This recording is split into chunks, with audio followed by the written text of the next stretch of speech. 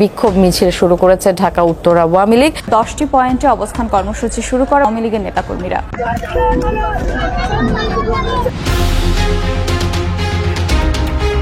এদিকে সারাদিন হরতালের পর আজ 18 ফেব্রুয়ারি রাতেও তাণ্ডব চালাচ্ছে আওয়ামী লীগ কর্মীরা। বাঘের রূপ ধারণ করে সবকিছু ধ্বংস করছে। ঢাকা অচল ও রাজপথ দখলে নেয় তারা। ডক্টর ইউনূস ভয়ে কাঁপছে। কি হবে এখন দেশের পরিস্থিতি, এখন কোন দিকে যাবে? লক্ষ লক্ষ লোকে এখন লোকারণ্য। সারা বাংলাদেশের অলিতে গলিতে এখন আওয়ামী লীগের পদচারণায় মুখরিত। রাতভর তাদের বিভিন্ন জঙ্গলের ভিতরে, গর্তের ভিতরে মিছিল, মিটিংয়ে সংঘবদ্ধ ছিল শেখ হাসিনার নেতৃত্বে পরিচালিত এই আওয়ামী লীগ, ছাত্রলীগ, যুবলীগ। কারণ একটাই, আজ বাংলাদেশে হরতাল চলছে। লোক আর লোক সমগ্র রাজপথ দখল করে নিয়ে আজ আওয়ামী লীগের হরতাল, অফিসিয়ালি ডাকা প্রথম হরতাল। এটা চলছে, কি চলছে আমরা নিশ্চয়ই বুঝতে পারছি। পরিস্থিতি এইভাবে চললে সামনে একটা ঘোর অন্ধকার আসছে বাংলাদেশের জন্য। তবে এই অন্ধকারটা ধাক্কা। সারা দেশে হরতালের উত্তাল ঢেউ। প্রধানমন্ত্রী শেখ হাসিনার নির্দেশে আওয়ামী লীগ এবং ছাত্রলীগের নেতাকর্মীরা নেমে এসেছে রাজপথে। তৃণমূল থেকে কেন্দ্র পর্যন্ত চলছে সর্বত্র অবরোধ কর্মসূচি। এই হরতাল কর্মসূচি দেশের রাজনীতিতে আবারও নতুন উত্তেজনা সৃষ্টি করেছে। শেখ হাসিনার আহ্বানে আওয়ামী লীগের নেতাকর্মীরা রাজপথে শক্ত অবস্থান থেকে নিজেদের ক্ষমতা ও একদিকে আওয়ামী লীগ হরতালের ডাক দিচ্ছে, মহা বিক্ষোভের ডাক দিচ্ছেন, বা কি বলেছে, দেশব্যাপী একটা বিশাল বিক্ষোভ কর্মসূচি তারা আজকে পালন করতে যাচ্ছে। ঘটনা কি, তারা তো ইউনূস সরকারেরই সাপোর্টের একটা সবচেয়ে বড় অংশ বিএনপির তুলনায়। কেউ থানায় যাবেন না, কেউ আওয়ামী লীগের পক্ষে দাঁড়াবেন না। আমি বলে দিচ্ছি, কোন আওয়ামী লীগের নেতা গ্রেপ্তার হলে যদি আপনারা কেউ তার তদবিরে যান, খোদার কসম সে কোনো পোস্টে থাকতে পারবেন না। আর যদি বাই এনি চান্স এই অন্তর্বর্তীকালীন সরকার গ্রেফতারটা করে, তাহলে কি আসল খেলাটা জমে যাবে। এইখানে সরাসরি হুমকি দিচ্ছে অন্তর্বর্তীকালীন সরকার ডক্টর ইউনূসকে। দর্শক শ্রোতা, আপনারা সবাই জানেন আওয়ামী লীগ একটা হরতালের ডাক দিয়েছে আজ 18 ফেব্রুয়ারি। এই হরতালটি সারা দিনভর চলেছে, আর এখন রাতেও অনেক তাণ্ডব হচ্ছে। এইসব বিষয় পর্যালোচনা করে আমরা অনেক তথ্য পাই এবং ভিডিও পাই, সেইগুলোই কিন্তু আপনাদের সামনে এক এক করে ধারাবাহিকলি তুলে ধরবো, যে রাজপথের মধ্যে কি হচ্ছে রাতভর। মানে সেই তাণ্ডবগুলা দেখে সারা বিশ্ব অবাক হয়ে গিয়েছে। আপনারাও দেখে যাবেন সম্পূর্ণ ভিডিও, সবাই কি করতেছে এবং এই বিষয়গুলো নিয়ে সবাই কি আলোচনা করে এবং কি সমালোচনা করে, সেইগুলোও দেখলে অবাক হবেন। আর দর্শক, আপনাদের জন্য আমি কয়েকটা নিউজ রেডি করেছি, সেইগুলো আগে দেখে আসি এবং ভিডিও শেষে আমাদের গুরুত্বপূর্ণ মন্তব্যগুলো করি এই আওয়ামী লীগের কর্মসূচি নিয়ে, তাদের তাণ্ডবগুলা নিয়ে, অন্যদিকে ডক্টর ইউনূসের উপর যে প্রভাব পড়েছে সেই বিষয়গুলো নিয়ে। সবকিছুই আমরা ভিডিও শেষে মন্তব্য করব। লক্ষ লক্ষ লোকে এখন লোকারণ্য। সারা বাংলাদেশের অলিতে গলিতে এখন আওয়ামী লীগের পদচারণায় মুখরিত। রাতভর তাদের বিভিন্ন জঙ্গলের ভিতরে, গর্তের ভিতরে মিছিল, মিটিংয়ে সংঘবদ্ধ ছিল শেখ হাসিনার নেতৃত্বে পরিচালিত এই আওয়ামী লীগ, ছাত্রলীগ, যুবলীগ। কারণ একটাই, আজ বাংলাদেশে হরতাল চলছে। হ্যাঁ, আজ বাংলাদেশে হরতাল চলছে। লোক আর লোক সমগ্র রাজপথ দখল করে নিয়ে হরতাল পালন করার জন্য তারা এখন সময় অতিবাহিত করছেন। শুধু অপেক্ষা বিরিয়ানির পালা। যখনই বিরিয়ানি আসবে, সেই বিরিয়ানিগুলো তারা ভক্ষণ করার জন্য অপেক্ষা করছেন ধানমন্ডি 32 নম্বরের সামনে সহ সারা বাংলাদেশের বিভিন্ন অলিতে গলিতে। আমি ভাবি মাঝে মাঝে যে এই দলটির বিন্দুমাত্র কি ঘৃণা নাই, বিন্দুমাত্র কি অনুশোচনা নাই, বিন্দুমাত্র কি তাদের কাজের প্রতি তাদের নিজেদের কোনো অ্যানালাইসিস নাই। আমি ভাবছি যে এই দলটা এত বেহায়া, এত নির্লজ্জ, এত বেশরমা হয় কি করে। সে কারণেই মাঝে মাঝে মানুষ বলতো যে বলদ যদি আতালে না হয় কিনে কি আর পালা যায়। আওয়ামী লীগের দশা হচ্ছে তাই। এই আওয়ামী লীগের ঘরে যদি এই সকল মানুষগুলো তৈরি না হয়, সেটা আপনি বাহির থেকে এনে আর কতজন পালবেন। বাংলাদেশের আওয়ামী লীগ তার নিজের দলকে একটি ঐতিহ্যবাহী দল দাবি করে। সেই ঐতিহ্যবাহী দলের অবস্থা হচ্ছে আজকের হরতাল, কিন্তু এই হরতালে কোনো মানুষের সাড়া নেই। হরতাল হয় শহরে, হরতাল হয় বড় বড় রাস্তাঘাটে, যেখানে পরিবহন চলবে, যেখানে মানুষের আনাগোনা বেশি থাকবে। কিন্তু এই প্রথম বাংলাদেশে হরতাল দেখতে হচ্ছে বাথরুমের পিছনে, রাস্তার পাশে, গ্রামের মধ্যে, গাছ গাছালি, পাহাড় পর্বত, জঙ্গলের ভিতরে বসে হরতাল পালন করছে রাতের বেলা মশাল মিছিল দিয়ে। দিনের বেলা দুইজন মানুষ ঠিক মতো রাস্তায় দাঁড়িয়ে শেখ মুজিবের নামে কিংবা শেখ হাসিনার নামে একটা স্লোগান তোলার মতো যাদের মুরাদ নাই, তারা রাতের বেলা টয়লেটের পিছনে দাঁড়িয়ে দাঁড়িয়ে মশাল মিছিল করে হরতাল পালন করছে।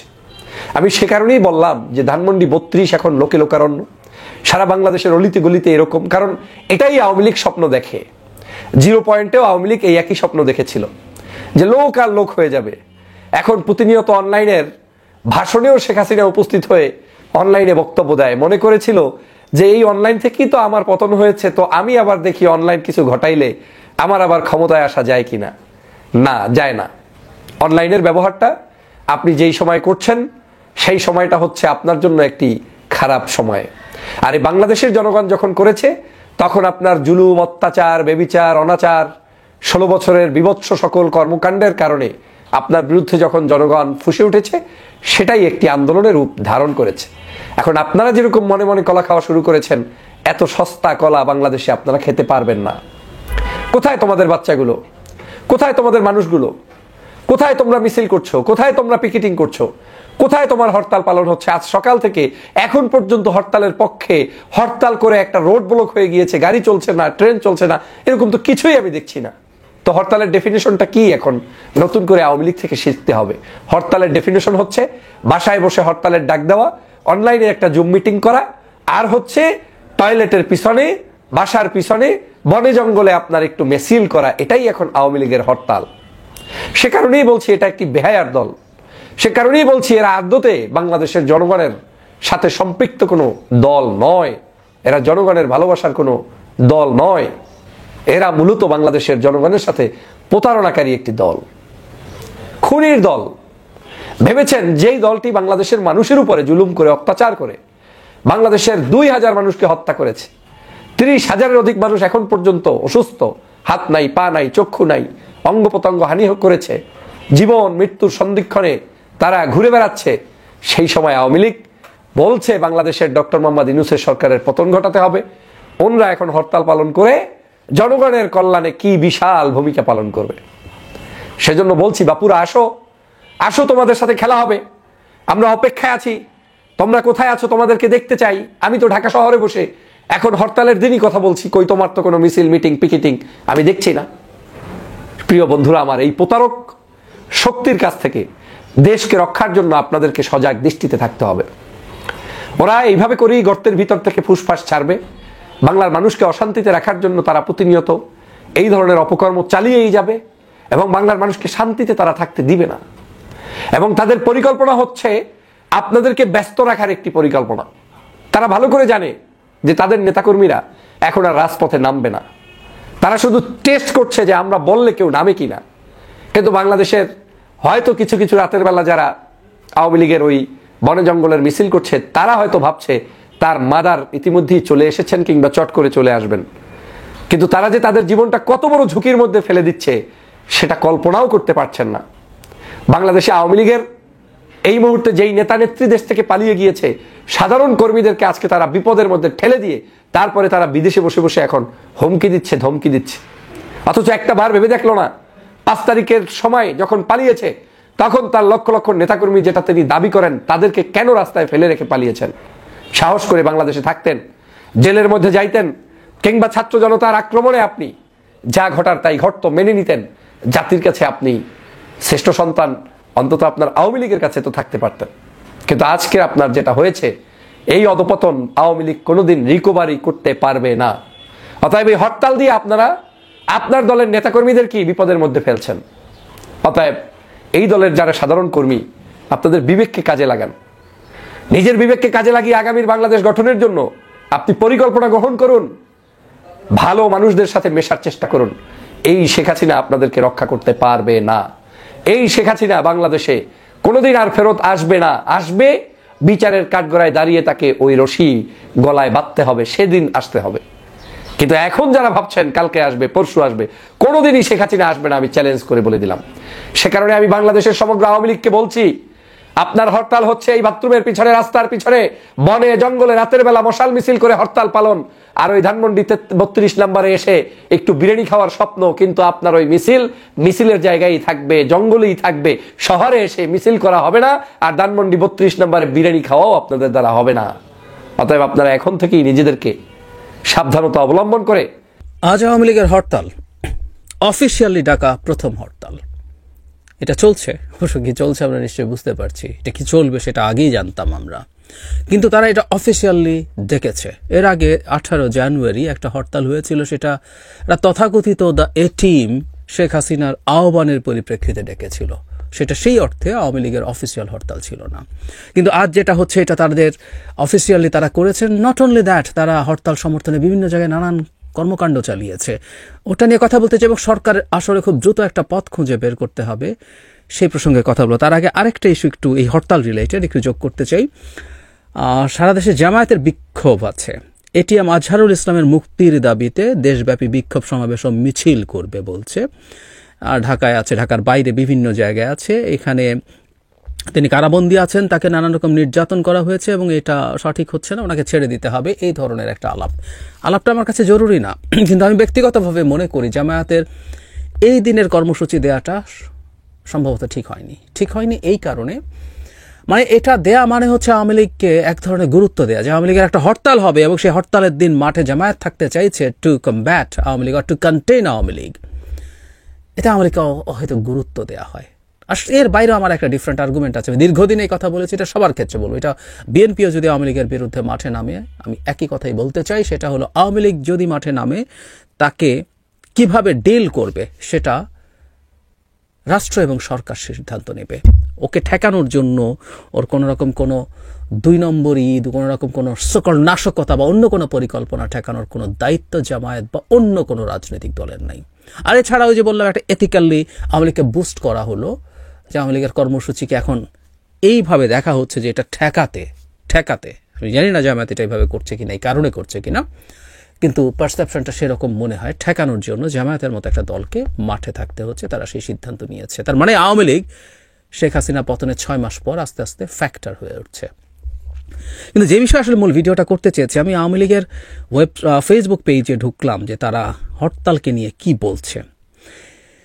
এর মধ্যে দেখলাম যে তারা অনেকগুলো মিছিলের ছবি দিয়েছে। এগুলো কোথায় কিভাবে হয়েছে সাসপিশাস, কোনো সন্দেহ নাই। কারণ হলো এগুলো ইন্ডিয়াতেও কিছু লোক মিলে করিয়ে টরিয়ে দিলে এখানে কিছু দেখা যায় না, এমন প্রচুর জায়গা। কিন্তু তারপর আমি পড়ি, হরতালের সমর্থনে পটুয়াখালী জেলার মশাল মিছিল, বগুড়ার সারিয়াকান্দি উপজেলায় মশাল মিছিল, বান্দরবান জেলায় অবৈধ দখলদারি ইউনুসের পদত্যাগ, চট্টগ্রামে মশাল মিছিল, ধানমন্ডি 32 নম্বরের হামলা, অবৈধ দখলদারি ইউনুসের পদত্যাগের জন্য ঢাকা মহানগর দক্ষিণ যুবলীগের উদ্যোগে মশাল মিছিল। এইরকম নানান রকম, টুঙ্গিপাড়া ছাত্রলীগের, টুঙ্গিপাড়া আরও অন্যান্য সংস্থা করেছে এবং টুঙ্গিপাড়ায় বা মানে গোপালগঞ্জে তাদের এখনো যথেষ্ট কর্মসূচি আছে, বীরপুরে, সিলেটে, কোনো জায়গায় একটু লম্বা ধরনের, মানে 50 জন মতো মানুষ হয়েছে এরকমও দেখা যাচ্ছে, কোনো জায়গায় খুব কম। এই ধরনের একটা নিউজ। ফেনী জেলা, মানে প্রচুর মশাল মিছিলের ছবি তারা দিয়েছে। এবার তার মানে তাদের পরিকল্পনাই মশাল মিছিল ছিল। মশাল মিছিল ছাড়া উপায় নেই, কারণ তারা গভীর রাতে বেরিয়ে ধরে মিছিল করেছে। কিন্তু এই আওয়ামী লীগের কর্মসূচি নিয়েই সরকার সামনে একটা বড় চ্যালেঞ্জে পড়তে যাচ্ছে। আমি মনে করি সরকারকে কোনো না কোনো ফর্মে এটার একটা ওয়ে আউট বের করতে হবে, আইনি পথ। এর আগে আওয়ামী লীগ যখন লিফলেট বিতরণ করছিল, তখন প্রধান উপদেষ্টার প্রেস সচিব বলেছিলেন যে আওয়ামী লীগ যেখানেই এই ধরনের প্রচারপত্র বিলি করতে যাবে, প্রচারণা করতে যাবে, সেখানেই তাদেরকে গ্রেফতার করা হবে। এবং আমাদের মনে আছে নিশ্চয়ই, গোপালগঞ্জে পুলিশের গাড়িতে হামলা যখন করা হয়েছিল, সে সময় পুলিশ মূলত একজন আওয়ামী লীগের অ্যাক্টিভিস্ট লিফলেট বিতরণ করার সময় তাকে গ্রেফতার করেছিল, সেই কারণে হয়েছে। তো এই প্রশ্ন আমি আগেও করেছি, এখনো করি। একটা রাষ্ট্র কিন্তু দিনের শেষে আইন দিয়ে চলতে হবে, এটা আমি মানি। সুতরাং আওয়ামী লীগ নিষিদ্ধ সংগঠন নয়, এমনকি তার নিবন্ধনও বাতিল না। মানে বিদ্যমান অবস্থায় যেমন জামায়াত একটা নিষিদ্ধ সংগঠন না, এখন আর তার নিষেধাজ্ঞা আওয়ামী লীগ নিষিদ্ধ করেছিল, প্রত্যাহার করা হয়েছে, কিন্তু জামায়াত এখনো নিবন্ধিত রাজনৈতিক দল না। তার মানে জামায়াত তার নিজ নামে এবং মার্কায় সংসদ নির্বাচনে পার্টিসিপেট করতে পারবে না। কিন্তু আওয়ামী লীগ এখনো নিবন্ধিত রাজনৈতিক দল। সো টেকনিক্যালি আওয়ামী লীগ এখন যদি কালকে নির্বাচন হয়, 1 মাস 2 মাস পরে নির্বাচন হয়, আওয়ামী লীগ নৌকা মার্কা নিয়ে নির্বাচনে পার্টিসিপেট করতে পারবে এবং তার এই অধিকারটাকে আমাদের স্বীকৃতি দিতে হবে, এটা সবচেয়ে জরুরি কথা। একইভাবে যদি ওটাও বাতিল হয়, সে যদি নিষিদ্ধ দল না হয়, তার যাবতীয় ক্যাম্পেইন সে চালাতে পারবে। তার প্রচার প্রচারণা, মিছিল, সমাবেশ, তার যা যা অধিকার, তার জনসংযোগ সবচেয়ে করতে পারে। সুতরাং সে হরতাল ডাকতে পারে এবং সে হরতালের প্রচারণায় সে মশাল মিছিল করতে পারে বা অন্য মিছিল করতে পারে। কিন্তু একই সাথে এটাও একটা বাস্তবতা যে আওয়ামী লীগ এই 6 মাস যেতে না যেতে, সেই আওয়ামী লীগ যারা এই দেশের অসংখ্য জনগণের উপরে বিভৎস অত্যাচার নিপীড়ন চালিয়েছে এবং যে সংগঠনটা সংগঠন হিসাবে, আই রিপিট, সংগঠন হিসাবে মানবতা বিরোধী অপরাধে জড়িত ছিল বলে বলছে জাতিসংঘের যে মানবাধিকার হাই কমিশনের রিপোর্ট, সেটাও এটা খুবই সিগনিফিক্যান্ট। এটা আমরা অনেক দিন থেকে বলেছি। এবার জাতিসংঘ বলছে আইন শৃঙ্খলা রক্ষাকারী বাহিনীর সাথে সাথে আওয়ামী লীগের লোকজন সংগঠন হিসাবেই আওয়ামী লীগ এর পার্ট ছিল। সুতরাং সেটাকেও আমাদের খুব গুরুত্ব দিয়ে দেখতে হবে। সো তাকে নিষিদ্ধ করে ফেলা যায়, কিন্তু যতদিন করছি না তার আগ পর্যন্ত এইরকম একটা সংগঠন যেটা সরাসরি জনগণের বিরুদ্ধে দাঁড়িয়েছে, জনগণকে হত্যা, নির্যাতন, ধর্ষণ, চাঁদাবাজি সহ অসংখ্য গুম, বিচার বহির্ভূত হত্যা সবকিছু করে মানুষের বিরুদ্ধে দাঁড়িয়েছে, রাষ্ট্রের বিরুদ্ধে দাঁড়িয়েছে, সে যখন মিছিল করবে সেটা অন্য মানুষের জন্য টলারেট করাও কঠিন, কোনো সন্দেহ নেই। বা এই প্রশ্নই আমাদের আসলে গোড়াতে করতে হবে, তাকে আমরা নিষিদ্ধ করব কিনা, যদি নাও করে থাকি সে তার রাজনৈতিক কর্মসূচি চালাতে পারবে কিনা। আমি ব্যক্তিগতভাবে মনে করি, আগেও বলেছি, বহুবার বলেছি, সরকারের উচিত হবে খুব দ্রুত একটা লিগ্যাল প্রসিডিয়ার বের করা আওয়ামী লীগের এই কর্মসূচি বন্ধ করার জন্য। আদারওয়াইজ তারা এই কাজটা ক্রমাগত করতে চাইবে এবং এটা একটা প্রভোগ করা, তারা চাইবে এটার বিরুদ্ধে জনগণ কোনো ব্যবস্থা নিক বা কোনো রাজনৈতিক দল কোনো সংঘাতে জড়াক, ধরলাম আওয়ামী লীগের লোকজনকে ধরে পেটালো, অথবা রাষ্ট্র যদি, সরকারও যদি কোনো ব্যবস্থা নেয় সেটাও তার জন্য খুবই সুবিধাজনক। যখনই পুলিশ কাউকে গ্রেফতার করবে, তার বিরুদ্ধে কোনো কিছু যদি না করে, সেটার বিরুদ্ধে আওয়ামী লীগ গ্লোবালি খুবই শোরগোল করতে পারবে যে তার লিস্ট গণতান্ত্রিক অধিকার নষ্ট হচ্ছে। এটা তো আসলে আমরা পারি না, টেকনিক্যালি লিগালি পারি না। এবং আমরা নিশ্চয়ই মনে করতে পারি, এমনকি জাতিসংঘ আওয়ামী লীগের বিরুদ্ধে টাফ একটা রিপোর্ট দেওয়ার পরও, ভয়ঙ্কর টাফ একটা রিপোর্ট দিয়েছে, কিন্তু সেখানেও তারা আওয়ামী লীগের নিষিদ্ধ করার বিরুদ্ধে কথা বলেছে। এখন আমরা নিষিদ্ধও করিনি, নিষিদ্ধ করলেও জাতিসংঘ হয়তো সেটার বিরুদ্ধে দাঁড়াবে, কিন্তু নিষিদ্ধও করি নাই, কিন্তু আমরা তার কর্মসূচি পালন করতে দিচ্ছি না, এটা জাতিসংঘ তো আসলে অ্যাকসেপ্ট করবে না। এটা অন্যান্য মানবাধিকার সংস্থাগুলো, হিউম্যান রাইটস ওয়াচের মতো প্রতিষ্ঠান, অ্যামনেস্টি ইন্টারন্যাশনালের মতো প্রতিষ্ঠান, এগুলো কোনোভাবে অ্যাকসেপ্ট করবে, এটার বিরুদ্ধে দাঁড়াবে এবং গ্লোবালি এই জিনিসটা যখন ছড়াতে থাকবে সরকার চাপে পড়বে। সুতরাং আওয়ামী লীগের কর্মসূচির ব্যাপারে আইনি কোনো একটা পথ সরকারকে দ্রুত বের করতে হবে। বহুবার বলেছি আমরা, বিপ্লবোত্তর সময় এটা হয়, কেউ কেউ বিপ্লব যেহেতু বলেন, অভ্যুত্থান পরবর্তী সময় এসব হয়, এসব হতেই পারে, এইভাবেই চলতে পারে, এর মধ্যে ভায়োলেন্স থাকে, ধ্বংস করে দিতে হবে যারা পরাজিত হয়েছে। এইসব আলাপ দিয়ে আসলে লাভ কিছু হবে না, লাভ কিছু হবে না। সো কল্ড বিপ্লবী সরকার যেহেতু করা যায় নাই, যেহেতু আমরা এখনো কনস্টিটিউশনাল ফ্রেমওয়ার্কের মধ্যে আছি, সুতরাং কনস্টিটিউশন, আইন, বিধিবিধান এগুলো মেনে আমাদেরকে রাষ্ট্র চালাতে হবে। সেটা আমাদের অনেকের ভালো না লাগতে পারে, কিন্তু চালাতে হবে। আমরা যদি গণতন্ত্রের কথা বলি, গণতন্ত্র মানে এটাই, বহু কিছু আমাদের পছন্দ হবে না, কিন্তু সেটা মেনে নেওয়া এবং সেটার সাথে সহাবস্থান করতে শেখা। কিন্তু আমি আবারও, my bottom line is, Awami League নিষিদ্ধ হবে কি হবে না এই আলোচনা শুরু হোক, শুরু হচ্ছে, চলছে, এবং এক ধরনের ঐক্যমত্য আমরা দেখতে পাচ্ছি। সেটা হওয়ার আগেও আওয়ামী লীগকে তার কর্মসূচির ক্ষেত্রে আমরা কি করব। পরিস্থিতি এইভাবে চললে সামনে একটা ঘোর অন্ধকার আসছে বাংলাদেশের জন্য। তবে এই অন্ধকারটা অর্থনৈতিক একটা ধাক্কা। ডক্টর মোহাম্মদ ইউনূস সরকারের সাথে ইন্টারন্যাশনাল যে কানেক্টিভিটি গুলো আছে সেগুলোর পর্যাপ্ত ব্যবহার হয়তো তিনি করতে পারছেন না, অথবা ওই রাষ্ট্রগুলো বাংলাদেশে একটি স্থিতিশীল সরকার না থাকার কারণে তারা এখানে বিমুখ হচ্ছেন। আপনি যদি দেখেন লাস্ট 6 মাসে বাংলাদেশে বিনিয়োগের পরিমাণ অনেক কমে গেছে। এখন আমাদের এই যে আওয়ামী লীগ সরকারের সময় দীর্ঘদিন যাবৎ লুটপাট চলছে, দুর্নীতি চলছে, এগুলো অস্বীকার করার সুযোগ নেই ভাই, এগুলা আপনার বলতে হবে।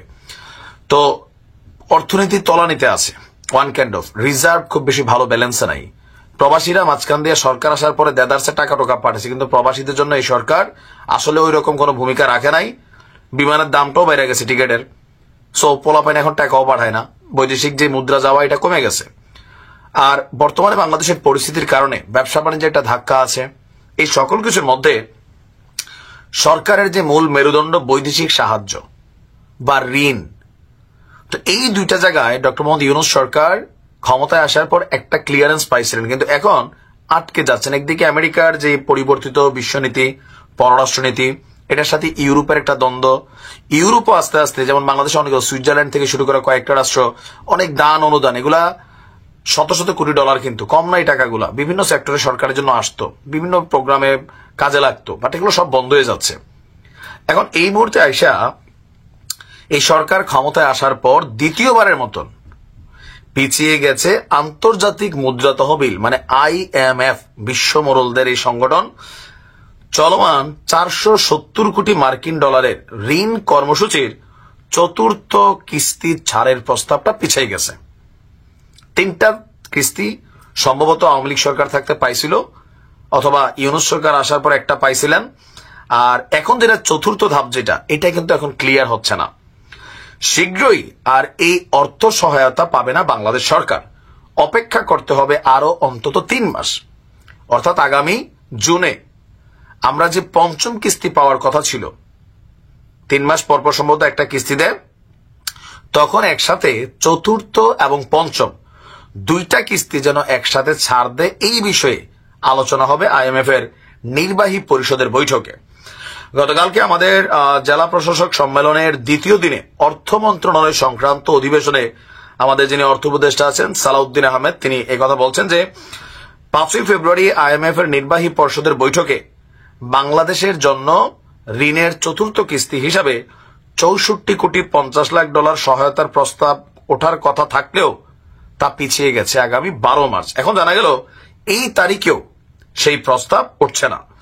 তিনি বলছেন যে জুনে 2 কিস্তি অর্থ ছাড়ের প্রস্তাব একসঙ্গে উঠবে।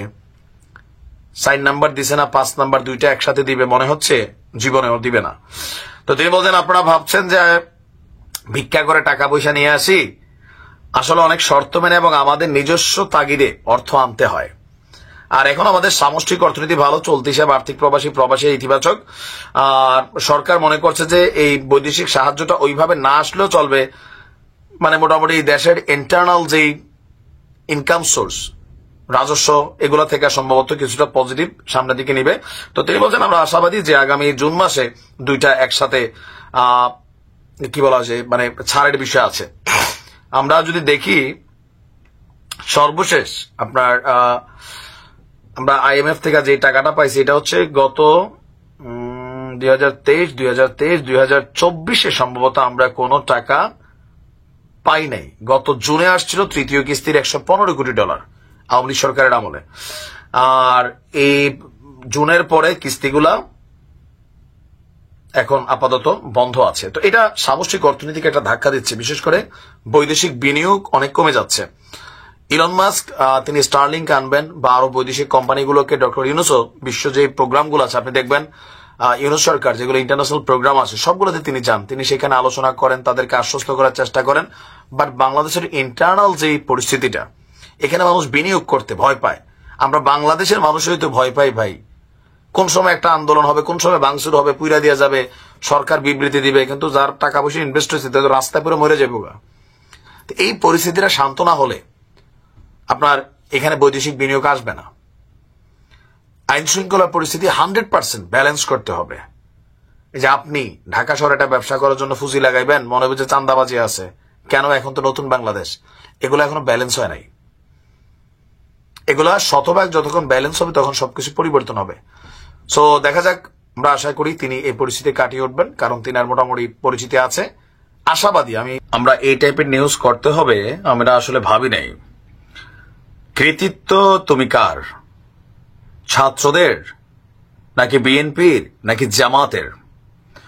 জুলাই আগস্ট পরবর্তী যে সময়টা ছিল ওই সময়টাতে আমরা দেখছি যে আপনার ছাত্রদের সাথে বিএনপির একটা সাংঘর্ষিক অবস্থান ছিল, যে বিএনপি বলছিল ভাই আমাদেরও 400-500 মানুষ মরছে, আমরাও এই আন্দোলনের পেছনে ছিলাম। ইভেন যাত্রাবাড়ি নাকি ছাত্রদলের সভাপতির দাবি বা সাধারণ সম্পাদকের দাবি, তারেক রহমানের নির্দেশে যাত্রাবাড়িকে কন্ট্রোল করছে ছাত্রদল।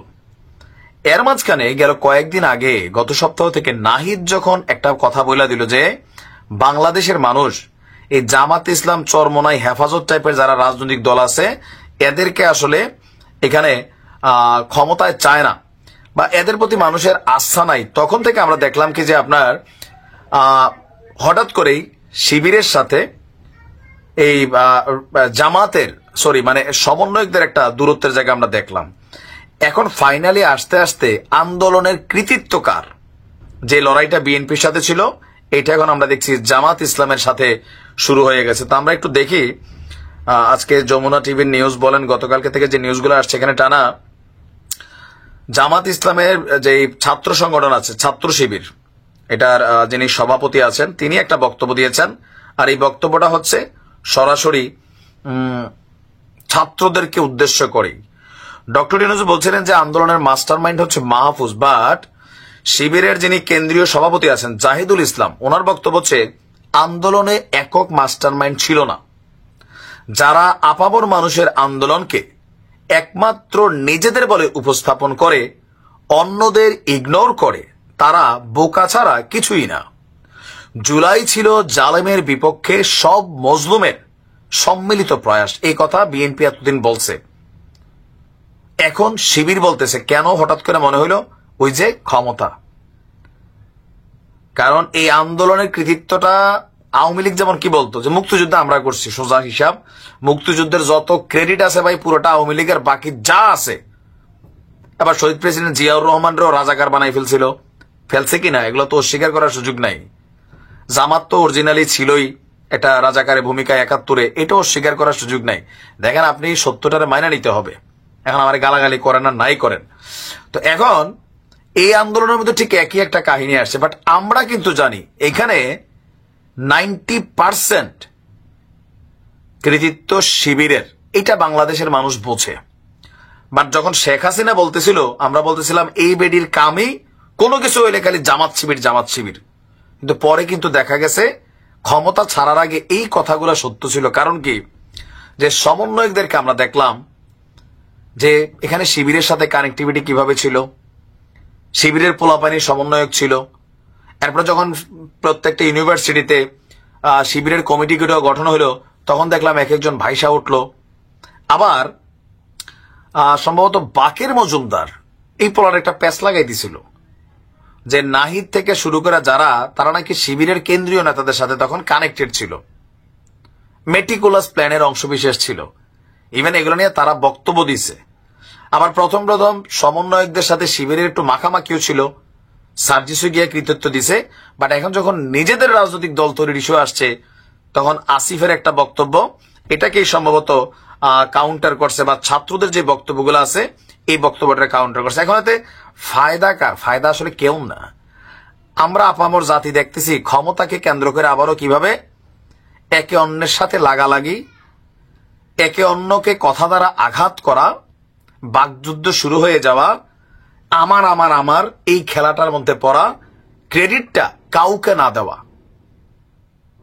এখন আস্তে আস্তে শিবির এবং সমন্বয়করা একে অন্যের ঢাল ছিল, তারা এখন কেউ ঢাল কেউ তরবারি হয়ে গেছে।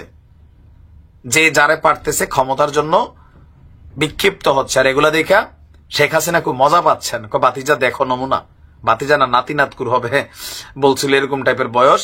আওয়ামী লীগের নেতা কর্মীরাও মজা পাচ্ছেন, এখন কিছুটা বিএনপিও মজা পাচ্ছে। কেন এতদিন খালি বিএনপির উপরে ছিল ছাত্রদের যত কথাবার্তা। এটাতে ফায়দা কার? আওয়ামী লীগেরই ফায়দা। আর আপনারা যারা মনে করতেছেন আপনাদের এখানে ফায়দা হবে, কিচ্ছু হবে না। কারণ এখানে গাইজ আপনারা তো দেখলেন এখানে কি কথা হচ্ছে। অনেকেই কিন্তু অনেক কথা বলতেছে, অনেকে আলোচনা করতেছে, অনেকে সমালোচনা করতেছে, মানে আওয়ামী লীগের কর্মসূচির বিষয়ে। এই কর্মসূচিটা তারা কিভাবে পালন করছে, তারা কি কি পরিকল্পনা করছে এবং তাদের সর্বশেষ অবস্থা কি, এইটাও কিন্তু দেখেছেন দর্শক শ্রোতা। এই কর্মসূচিটা কিন্তু সারা দেশের মধ্যে মানে তারা ডাক দিয়েছিল অনলাইনের মাধ্যমে। এই অনলাইনের মধ্যেই অনেক তুলপাড় কাণ্ড হয়েছে, অনেক কিছু হয়েছে। অফলাইনে কিন্তু তারা যদি রাজপথের মধ্যে প্রকাশ্যে যায় বা প্রকাশ্যে কোনো প্রশাসনের সামনে যায়, তারা কিন্তু সাথে সাথে তাদেরকে গ্রেপ্তার করবে বা তাদের উপর অ্যাকশন নেবে। কারণ তাদের কোনো মানে তাদেরকে কোনো ক্ষমতা বা তাদের কোনো কিছুই নেই, তাদের কোনো অধিকার নেই যে এই আন্দোলন করার, রাজপথে নামার। দর্শক শ্রোতা, অনেকে কিন্তু অনেক বক্তব্যের মাধ্যমে অনেককে মানে হয়রানির মুখে ফালাতে চায় এই অনলাইন বক্তব্যের মাধ্যমে। এইগুলা কথায় আপনারা কান দিবেন না, এগুলা দেখবেন না। আবার অনেকের বক্তব্যের মাধ্যমে কিন্তু আমাদের দেশটা কীভাবে সামনে এগিয়ে নিয়ে যাওয়া যায়, অনেকের বক্তব্যের মাধ্যমে কিন্তু আমাদের দেশের সত্য নিউজগুলা সবার সামনে তারা তুলে ধরে। সেই সব কিছু বক্তব্য আপনাদেরকে দেখিয়েছি। দর্শক শ্রোতা, এতক্ষণ আপনাদেরকে যা কিছু দেখিয়েছি সব কিছু কিন্তু আমরা সোশ্যাল মিডিয়া থেকে সংগ্রহ করেছি। এখানে আমাদের নিজস্ব কোনো মন্তব্য নেই বা নিজস্ব কোনো সিদ্ধান্ত নেই। এইসব দেখে আপনাদের কি মনে হচ্ছে এবং আপনাদের মন্তব্য কি, এইটা কিন্তু আপনারা অবশ্যই কমেন্ট বক্সে লিখে যাবেন। এবং আপনাদের কাছে আমার রিকোয়েস্ট থাকবে আমার চ্যানেলটি সাবস্ক্রাইব করবেন এবং পাশে থাকা বেল আইকনটি অবশ্যই বাজিয়ে যাবেন, যাতে করে নেক্সট ভিডিওটা সবার আগে আপনাদের কাছে পৌঁছায়। ধন্যবাদ।